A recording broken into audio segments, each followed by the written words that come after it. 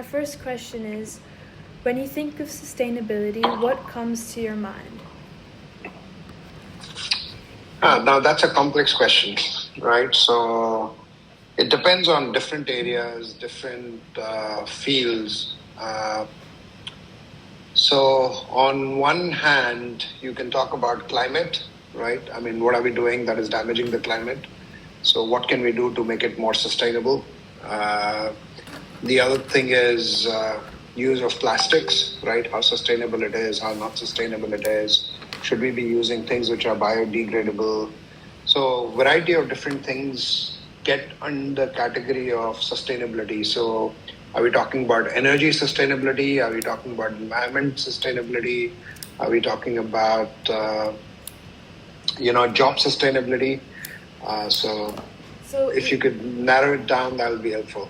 So sustainability, yeah, it's a very broad thing, but I'm talking about a more focused on like environmental sustainability. So environmental sustainability, see, again, that's a very complex subject, right? So everybody knows solar is better. Everybody knows wind is better. But I don't think the world today can do without gas or without coal, right? Still, a lot of production in the world is coal, and a lot of production is oil, but it's a necessary evil that we have, because today the advancement in technology with regards to solar and with regards to wind is not advanced enough to be able to take care of the world's power needs. And nuclear is, people have got mixed views about it, right? Nuclear is not, I don't think nuclear can come under the category of sustainability. It has a whole bunch of other factors associated, with the risks for nuclear. So can the world move towards that? It should, it will, but it's far from there right now. Okay. Now, a whole bunch of these emission stuff, right, how it impacts the environment is also a question, what is depleting the ozone layer, what is depleting... and generally, people in day-to-day corporate life don't concern themselves so much about what's going on in the world because, I need to get to office, I have the pressure to work, I have to go get lunch, I have to come back and do a variety of things. What is now impacting people's behavior is when they look at plastic, right? Because a whole bunch of ingredients from plastic are getting into their food and they're getting into their bodies, and as a result, people are getting a bit more conscious about it, right? In my office, we have consciously cut down water bottles. We have consciously now are using the LED lights, which are energy saving and all of that. But these are like small steps, right? Necessary steps, but still quite small steps. All my companies, they have, I do private equity. So all my portfolio companies, they have ESG policies, they have DEI policies, they have sustainability policies. But you still need to use electricity, you still need to use something. So you still need to air condition your office. You can't do without air conditioning a corporate office. So no matter what we do, our effort, right, overall I think has a small impact, but it's a necessary impact, right? If everybody does it, then the impact is more, but that's what it is. And when you said so I understand that some people are very they're absorbed in their own lives. There's things that they also have to do. So do you think that people would only start caring about taking care of the environment once it starts to impact them? I think once it starts to impact them directly, everybody cares more, right? So think about it. People who smoke cigarettes, right, will continue smoking until such time as the doctor tells them, hey, now you've got lung cancer. And then they will take action to stop smoking. But otherwise, there's a whole bunch of people who continue smoking in spite of warning labels on that. So human behavior, I think, yes, when it comes to directly impacting them, they obviously sit up and take more notice. But what is happening is all of the effort that human beings are making on their individual levels, right? You start using less plastic, right, on a day-to-day basis. Yeah. That's not going to have so much of an impact. Think about next time when you are moving your house to a different place, all of the packing material that they're going to use has got so much of plastic in it, right? And one move in 3 years, right, or in 4 years or 5 years, you will be consuming more plastic than you will save on a day-to-day basis, right? So how do you move away from that? And there are no other protection mechanisms available. You hire a moving company, and I've seen they wrap up everything in tons and tons of plastic, and then they move it. So how sustainable is that going to be? So I think it's going to require a lot more external impetus, wherein you have to change the scale of manufacturing. You have to change the scale at a much larger level for it to have an impact. Individual efforts are going to be important, but I think it has to be institutionalized. It has to be at a much larger scale. You can't provide, say, for example, healthcare by setting up 5 clinics in a town, right? Of course, you need those, but you need those 1,000-bed hospitals across the town and multiples of them, right, to be able to provide sustainable healthcare. So individual efforts where, okay, I'm using a coffee cup, right, which is now glass. Earlier we used to have plastic, right? I've stopped using plastic cups now. That is in terms of effort to sustainability. And all the people in Singapore, let's say, move to that. I'm telling you, it's still not going to have much of an impact, right? Because of the overall use of plastics in containers, in everything, right, is still so high. When I'm talking to you using an iPhone, right? Now when I buy an iPhone, it doesn't have that plastic jacket over it, right? But then again, there are a whole bunch of projects which do have a plastic jacket, and the alternative solution that you have is still not good enough, right? I mean, I order something on Amazon and it gets wrapped in tons and tons of bubble wrap. So until it is changed at a scale like that, the impact is going to be, I would think, not as, it is still going to be good, but it's not as high as what is required. So until like large scale like efforts happen, only Correct. then would there be like a significant change. Okay. Correct. Say, for example, right, you have a whole bunch of coal manufacturing, right? You don't deal with coal directly, but I can tell you a whole bunch of power plants run coal, right? Yeah. So how much of effort have to go into solar and wind for it to be sustainable? Singapore uses all gas-fired plants, right? Now, gas, is it sustainable? Is it not sustainable? I don't know. It is absolutely not as sustainable as solar. It is not as sustainable as wind. But how much of production today happens in wind and how much of production happens in oil? Wind is still a fraction of it. Until that changes dramatically, you're not going to see significant changes in terms of where the environment is headed.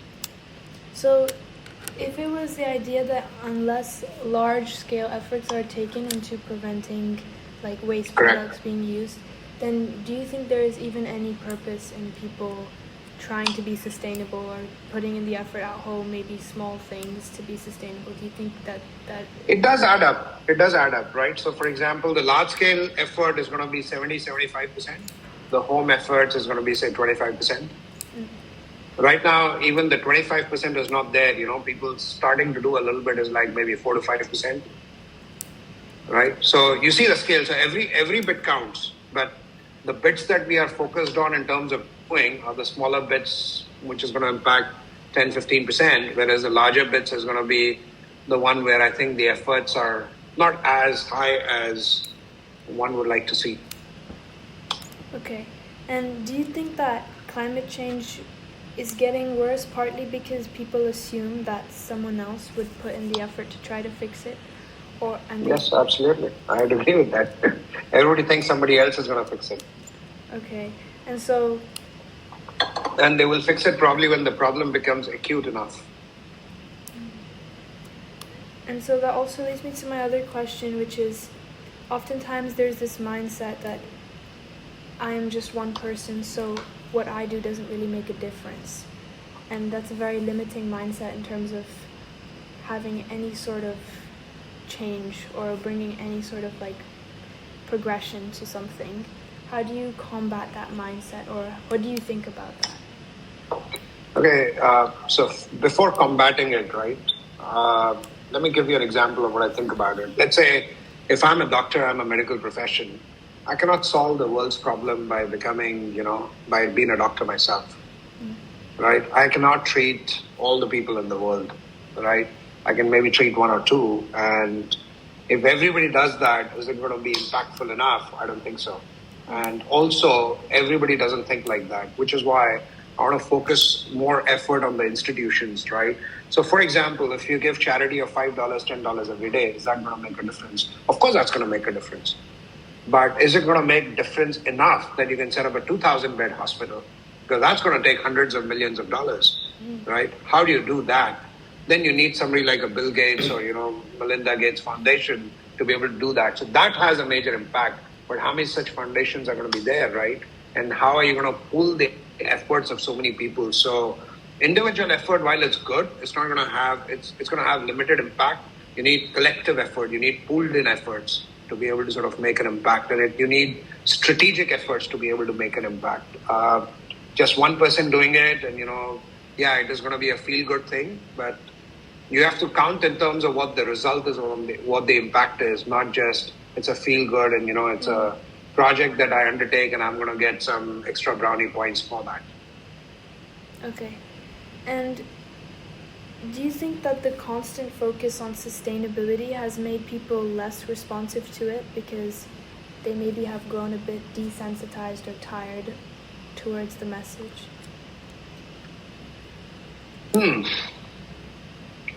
So you're saying that because you keep constantly bombarding people that sustainability, it's giving them a bit of a fatigue.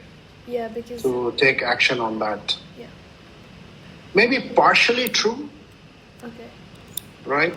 Also, what I think the collective effort, right, where the overall, so what changes these things, right? So I think it's a little bit of a culture shift that people will have to sort of go through, right?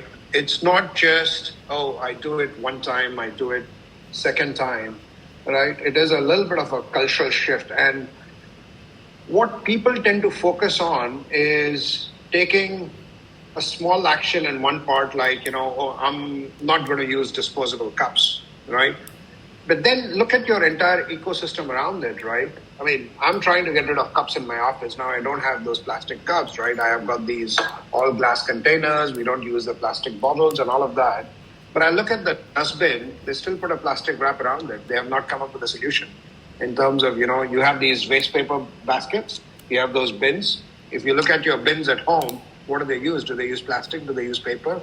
To cover it up. People buy those and, all the homes I'm seeing still continue to use that. So where does it stop? Where does it begin? So I think people are getting a little bit of fatigue in terms of like, okay, you make small efforts and then suddenly when it comes to the big ones, you don't care, right? So there's that lack of consistency, which I see that, so it has to be a little bit more of a cultural shift than what it is right now. So do you think that there's a way maybe to increase the awareness of sustainability while also not making it sort of a fatigue for people? Or do you think that the only way is when people truly change their behavior, or there's a cultural shift? I think you're going to focus on where the impact is the maximum. Okay. I think in the corporate side, the impact is maximum. And corporate sides, I think they are very wasteful. And have you seen that in your office or in your work? It's not in the office, it's in the factories that you see it. Office, again, like I said, the impact in the office is not going to be that much, right? The air conditioning is on, it's on. It's going to have an impact, but we can't do without air conditioning. So I'm not going to have my people sit without air conditioning, right? Yeah. The buildings don't cater for it. So just the regular office impact is not that much. But look, earlier, I can tell you 20 years ago, we used to print a lot. Today, I don't print as much, right? What has changed that? It is just the way people are doing business now. I've got big screens, I'm reading it, and it's a bit of a shift in people's use of this that I don't print as much as what the office would print. Earlier, we would use boxes and boxes of the A4 paper, printing it in the office. Now, one box lasts us like, several months. Why are people not printing? I'm not telling them don't print, but now they themselves are more used to doing on the screen. It was like before COVID, everybody would do a meeting in person. Now Zoom is good. You don't travel as much. It's a bit of a shift in the culture and the habits of people. So maybe like with increased technology, there's actually an improvement in sustainability. Would you say? Yes, it's an indirect contribution. Okay. People are not so. Right now, people go after, I have to go sustainable, and therefore I do these things. You have to start thinking about making some fundamental shifts, right? That sustainably comes in as an integral form and as a benefit of that automatically, but it's not, the focus is not sustainability. So my last question that I have here is, what is something that you do at home to implement sustainable practices, or like small efforts that you make, if there is? Use of less paper cups or plastic cups. Use of less plastic.